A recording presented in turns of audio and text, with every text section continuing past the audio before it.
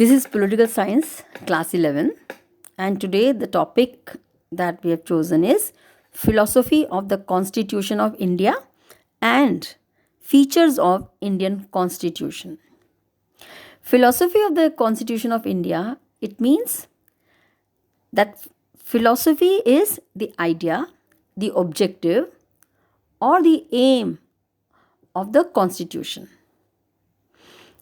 And in our Constitution, we see that the main aim and objective of the Constitution is to have good, cordial relations between the government and the people of the country, so that all round development of all the people is possible and people live in harmony and with brotherhood.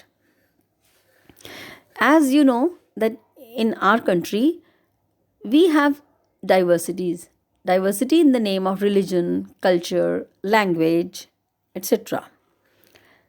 So we want that all the people, irrespective of their caste, culture, religion, language, etc., they live in harmony. So that is the meaning of philosophy of the Constitution, and that we have seen in the preamble of the Constitution, in which there was mention about secularism, democratic, justice, sovereign, etc. Now we come to the features of Indian Constitution. Features means what are the specialities of our Constitution.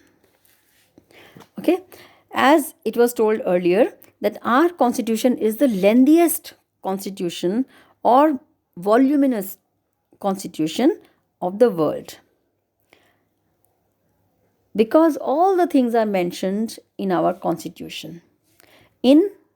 Now it has 448 articles, 25 parts and 12 schedules. And so far it has been amended 104 times. All right. So that is one feature of our Constitution. Second is we have parliamentary system of the government. In parliamentary form of the government, the executive is responsible to the legislature.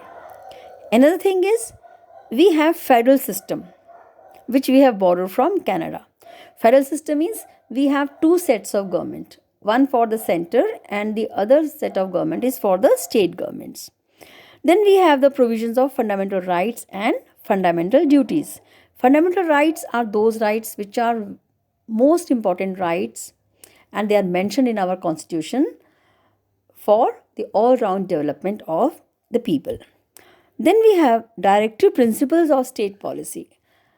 Directive principles means these are the guidelines, instructions for the government to follow for the sake of the people.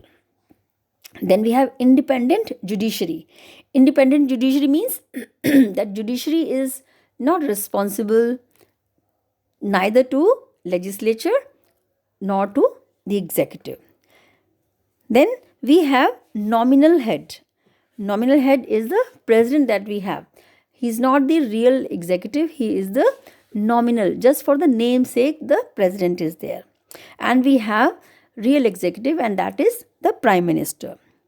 Then we have bicameral legislature. Bicameral means our legislature has two parts, two houses, Lok Sabha and Rajya Sabha. And our constitution is written constitution. Then we have rigidity and flexibility in our constitution, which means some laws are easily amended and formed and some need special majority. Then we have single citizenship. Although we have so many states, but no matter which state the person is living in, he is Indian. Then we have universal adult franchise. Universal adult franchise means all the people, irrespective of their caste, culture, language, gender, status, they are eligible to take part in political affairs and to take part in the elections, provided they are above 18 years. Then we have secular state. Secular state, where there is no state religion, no particular religion. All the religions are treated equally. So these are some special features of our constitution. Thank you.